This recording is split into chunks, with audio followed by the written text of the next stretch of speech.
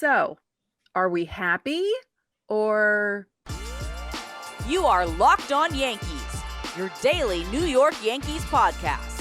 Part of the Locked On Podcast Network, your team every day. Welcome to Locked On Yankees, which is part of the Locked On Podcast Network, your team every day. Thank you for making us your first listen every day. I'm Stacey Gotsoulias, and this episode is brought to you by eBay Motors. Championship Team is about each player being a perfect fit. Same with your vehicle. So for parts that fit, head to eBay Motors and look for the green check. Stay in the game with eBay Guaranteed Fit. ebaymotors.com. Let's ride. eBay Motors Guaranteed Fit is only available to U.S. customers. Eligible items only. Exclusions apply. With me, as always, is my producer, Steve Granado. Steve, what is going on? Oh, hey, Yankees won, and they've won 5 of their last 7. We weren't kidding at the top. Are we happy as a fan base? I know that it's Oakland, but you're winning. We're going to talk about that. Don't worry. Yeah. Hey, to our 2,300 plus Yankees fans over on YouTube, don't forget we have an audio feed as well in case you need to take us on the go. You can find us literally everywhere. We have a Game 3 preview here in this show. Of course, day game against the Oakland A's to wrap up this 3-game set as the Yanks look for the sweep. We'll talk about that later. We got to talk about this closer situation. Aaron Boone has been reluctant to really solidify who the closer is. In reality, we know who it is, but we got to talk about how this whole thing is shaking out. First, Stacey, Aaron Judge is back. 10-5 win over the A's. He comes back. Peraza down, 10-day IL, retro to May 6th with an ankle sprain. Yeah. We were wondering what the move was going to be. We weren't surprised about what the move was. And just having him back is a big boost. Like having him back on the field, because he was there. He was hanging out. It wasn't like he had to go somewhere and do a rehab start. So just having him there seemed like a big boost to the team. And, I was looking on Twitter and I saw some people who were just like, oh, it's so good to see Judge back. And you know what? Yeah. I kind of felt the same way watching the game, Kind of feels just like, Mm-hmm. right? It's kind of like shoulder drop. Just, oh, gosh, there he is. Like, and he ended up contributing, obviously, in the victory. And it really started in that third inning with that knock air, whatever, the air, his ground ball that wasn't fielded. Right. But that third inning, Stacey, just kind of let me take you through it. Mm-hmm. So that air for Judge, followed by a Rizzo single, a Gleyber single, a Bader single, and then a Bauer sac fly. Yep. Just saying Judge, Rizzo, Gleyber, Bader. Yes. Does that just make you feel better as a human? Yes. And, we were saying it before we recorded, or I was saying it before we recorded, Yankee fans' biggest knock on this offense is that they depend on the home run too much. And yes, there were some home runs hit. We'll talk about them later. But this inning was the kind of inning you want to see from the Yankees. You want to see Rizzo and Gleyber and Bader hit back to, or, RBI singles and score runs in that manner and not depend on the home runs. So that was a very enjoyable inning. Yes, they needed that. And again, just the fact that all those guys are in the lineup last night. Mm-hmm. It's just that's a win in itself. Even if the Yankees fell short or whatever, if that had happened, you're just going, well, okay, at least Judge is in there and Bader's in there for the first time this year. Yeah, that's right. Don't forget about that. That's the first time they've played together since the playoffs last season. That's right. I forgot about that whole angle. Yes. It's and to have Gleyber come up, he ended up homering back-to-back games with a homer now for Gleyber. Almost to Bowers, the same spot. Yeah. Yeah. Bowers goes deep. I think Bowers in the lineup, remember, he doesn't have any options left, so he's there or he's gone, essentially. Yeah. And I think he can really provide something in this lineup in the back end, because he's clearly not going to be batting cleanup or anything, but a 7-8 guy with some power like that, that's not nothing. And I think that we shouldn't sleep on that. Yeah, no, I totally agree with that. And I think that should be something people should look out for, because it is nice to have someone like him with some pop there in that black hole of the back end of the lineup. Although, they got some hits tonight, so I'm not going to trash them. But yeah, no, that would be good. Yeah, I think Bowers is susceptible to swing and missing on off-speed pitches, especially down and in, and especially below the strike zone. So I imagine it won't take long, and we already saw it last night. He did chase, but I imagine it's not going to take long for major league pitchers to adjust to that. He's going to have to go through some growth, so just be prepared for that. But Stacey, just having all these guys healthy, like save, we know Hicks. We're going to talk about that in a second, but it's Donaldson out now. And Stanton. Yeah. That's it. As far as position players. Right. Yeah. And Oswald, but of the regular guys.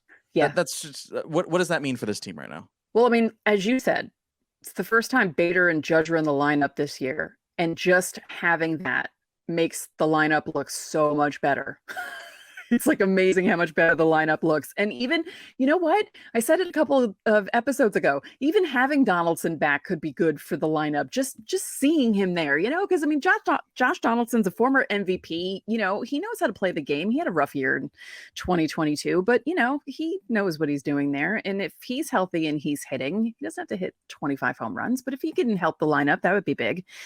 And I mean, you know, a couple months, you could see like almost a full lineup. That would be really big for this team because they need it. Multiple times there you said the word big, Stacey. I know. I mean, Clarke Schmidt. Big performance. You guys, 6 innings from Clarke Schmidt. I know it's the A's, but we said they can hit. And there was a guy that hit tonight, but we'll talk about that in a second. Clarke Schmidt, 6 innings, 2 runs, 2 walks, 7 strikeouts, 5 hits. Not bad.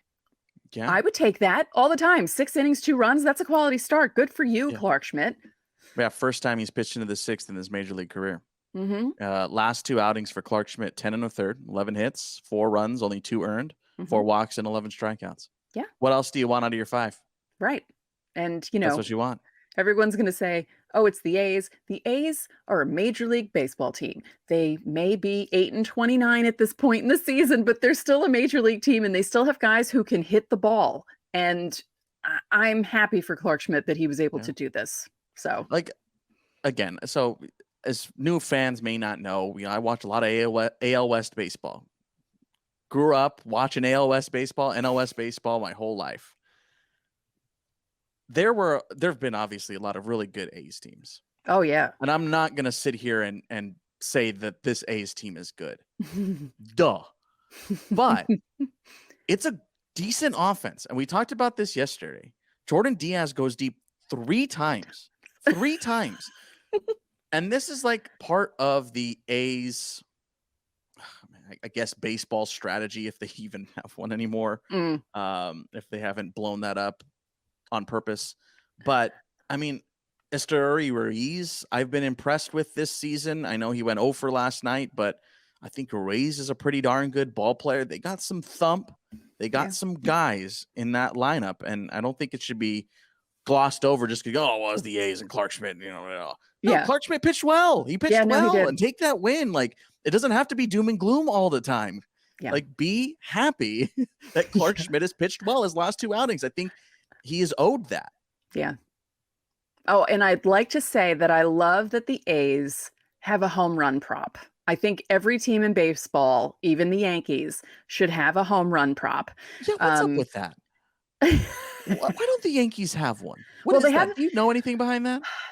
I know they have the championship belt that they give out after the games, but yeah, they don't have a prop. They should. I feel like it should be some sort of a hat. My friend suggested the Yankee red, white, and blue hat would be pretty funny to put on someone's head. But something, or dress them up like the Statue of Liberty, put a cape over them and, you know, have them carry the torch as they walk through the dugout.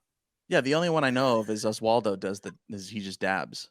Yeah, and he just missed a homer last night. Oh, Rizzo and Glaber will pose for the camera at the end of the dugout, no matter where they are. If one of them hits a home run, they'll do that. So they've been doing that for a couple of days. I'll go ahead and take Somerset's last year. Somerset last season took a Polaroid every home run and hung them in the hall all the way from the clubhouse to the dugout. I love that idea. Freaking cool. I love that. Man. Yeah, every home run had a Polaroid. Very, very cool. That's great.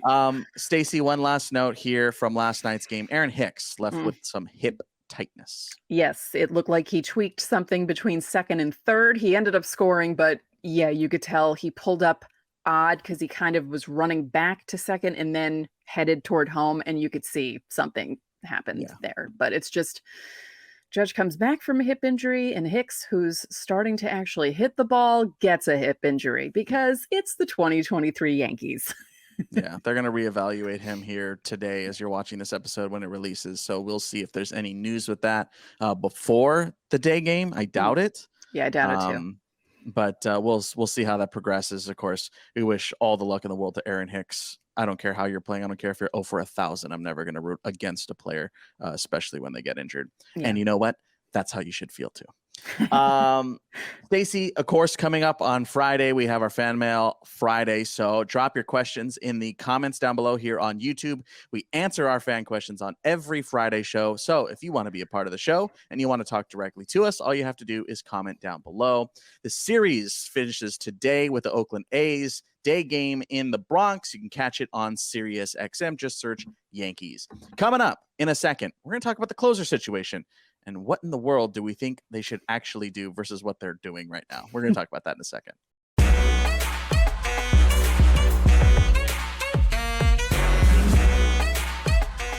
So Rare is a revolutionary fantasy baseball game and marketplace transforming fans into owners with officially licensed digital cards featuring players from across all 30 MLB teams.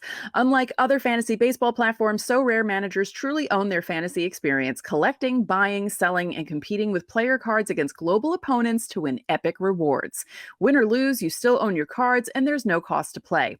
MLB game weeks happen twice weekly and they span 3 to 4 days. At the end of each week, So Rare MLB managers who rank at or near the top of their leaderboards win a variety of rewards, which can include So Rare cards, tickets, merchandise, jerseys, and VIP experiences. Prizes may vary depending on the competition. So head to sorare.com/lockedon. That's spelled SORARE.com to draft your team of free player cards, set your lineup, and start competing today to win epic rewards. Again, that's sorare.com/lockedon to start playing today.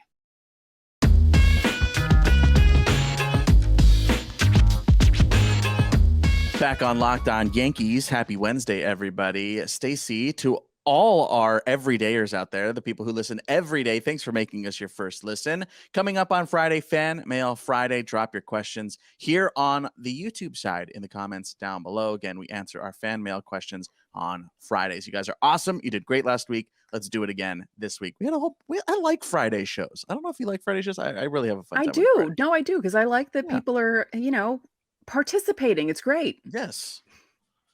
Speaking about participating in the closer conversation, not my best segue. Okay, this closer thing is weird, Stace. I don't know how you feel about this. Aaron Boone has not officially named Clay Holmes as the starter. He has 6 of 12 save opportunities this season. Boone also has not been saying closer by committee. He feels like he doesn't. I haven't heard him say those words yet. No. And I feel like, again, we talked about this during spring training, at the end of spring training, had a whole episode dedicated to it, as a matter of fact. But I don't think this has been a hot topic because, until the last couple of days, the Yankees haven't had a lot of save opportunities. Exactly. So how are we feeling about Clay Holmes, Stacey? Just give me your initial thoughts on how you're feeling at Clay Holmes as the closer. I don't trust him as the closer. I don't. I know he hasn't been terrible. But there have been some doozies in there. And I don't know. I feel like, he came out of nowhere. Everyone was like, where'd this dude come from? How did he get this good? And he did really well in the first half, makes the all-star team. It was like a whole big thing. And then he kind of came back down to earth. And it's just weird as a Yankee fan because we had an elite closer for 20 years. And everyone since then, not everyone, but it hasn't been the same. And we were spoiled by Mo, really. And it's just like anytime any guy messes up, it's like, oh, he's awful. He's horrible. Throw him off the team, like that sort of a thing. Clay Holmes isn't that bad. It's just he's iffy to me and I don't feel comfortable watching. Like it's not one of those things where you watch Clay Holmes and you think, oh, this game's over, And I'd like to feel that in a closer. That would be nice to feel that again. So if I may, Stacey, as a fan of a team that is not the Yankees, yes. and as a fan of a team of a team for years, for a very long time, born and raised. Look, most teams, 90% of teams feel that way. Right. Right now, closing for the Angels, Carlos Estevez. The Angels haven't had a lockdown closer really since K-Rod. Yeah, I was going to say. So you're not too far off of that feeling. Yeah. The Angels had Ryan Fuentes for a couple of seasons. That was okay. Ernesto Fieri. Fieri, not Guy Fieri. Frieri, yes. Yeah. I can't remember how to say his name anymore. It's been so long. It was like 2 seasons. But yeah, I think that most teams feel this way. And again, I think the spoil factor of it maybe is still seeping through years. Yeah, he's gone 10 years. He's gone 10 years. It's been long enough. Yeah. Kids who are cognizant these days have no idea who that person is. I know. Yankee fan kids. Mm-hmm. But so if not Clay Holmes, then who? If you had to pick right now with what the Yankees have to work with, what do you go like? Do you believe in Ian Hamilton right now, or is it too small of a sample size? It's too small of a sample size. I feel like Michael King's more your world. Yeah. Quickly before King, do you think Hamilton has a legitimate shot at some point this season to win that role out? Oh, sure. It's possible if he keeps pitching the way he's pitching. We talked about it on the Tuesday show that I like the fact that he's like, I'll do whatever you guys want me to do. Yeah.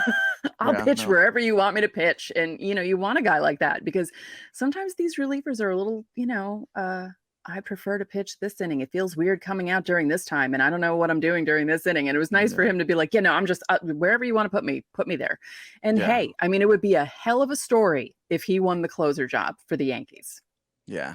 And was successful at it. You brought up Michael King. I've been very impressed with Michael King this season. Has he done enough, Stacey, to get a chance to close on a regular basis? Yes. And I feel like his prior pitching also kind of works into that. I mean, it was such a fluky, strange injury that happened to him last season. And he was one of the biggest losses of the 2022 season. That was just devastating for the team to lose him in that spot because he was doing so well. And I feel like, yes, he has done enough to possibly win that spot.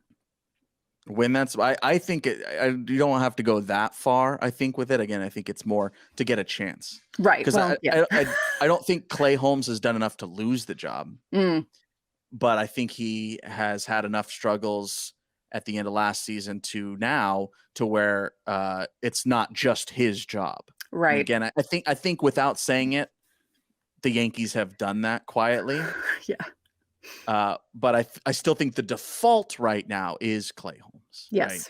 Yes. I was kind of surprised they brought him in on Tuesday night, but he did fine. He walked a batter, but struck out 3. Yeah. Yeah. Like first 7 pitches were strikes, something like that. Yeah. Rapid fire. Give me yes or no if these players will have any shot this season at being the closer. Okay. Ron Marinaccio. No. Wandy Peralta. No. He's a lefty. How many times have I got to bark up this tree? Jimmy Cordero. No. Greg Weissert. No. Albert Abreu. Definitely not. No. Okay, so it's King, Hamilton, or Holmes. Yep. Right? That's it. I mean, I love Marinaccio, and I think that he'd be a really great, 8th inning guy or something like that. I think he's a setup man. Yeah. I just he just screams setup man to me. Yeah. He might be Mo in 95 setting up for Wetland. I'm not even going to touch that. Let us know in the comment section here on YouTube, of course, while you're dropping those questions for Friday's show. Who do you trust as the closer? Do you think Clay Holmes has lost the job? Do you think Michael King has won a job? Do you think Ian Hamilton hype is real? We want to know how you're feeling about the closer situation, so let us know in the comments section. We'll see if a save situation pops up in the finale against Oakland. You can catch that game on SiriusXM. Just search Yankees in the search bar on the SiriusXM app. Coming up next, we will preview that finale in just a second.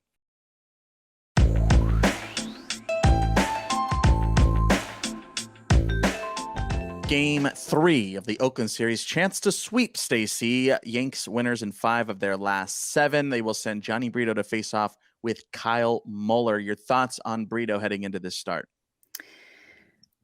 Needs to go further than 4 because that's all he did against Tampa, although it's Tampa. Again, I feel like he just needs to have a smooth first couple of innings, and then he'll get into a groove and be okay. I would love to see 5 from him. I'd be really impressed with 6. And I almost feel like sending a telepathic message to Johnny Brito. Clarke Schmidt pitched 6 against the A's. You can do it too. Yeah. Gave up 2 bombs against Tampa. Again, the home run ball is the bread and butter for Oakland. Stace, Kyle Muller gets the ball today. This guy's weird, man. He is one of the top guys in the Oakland system. They just picked him up recently, I believe from Atlanta, if I'm not mistaken on that one.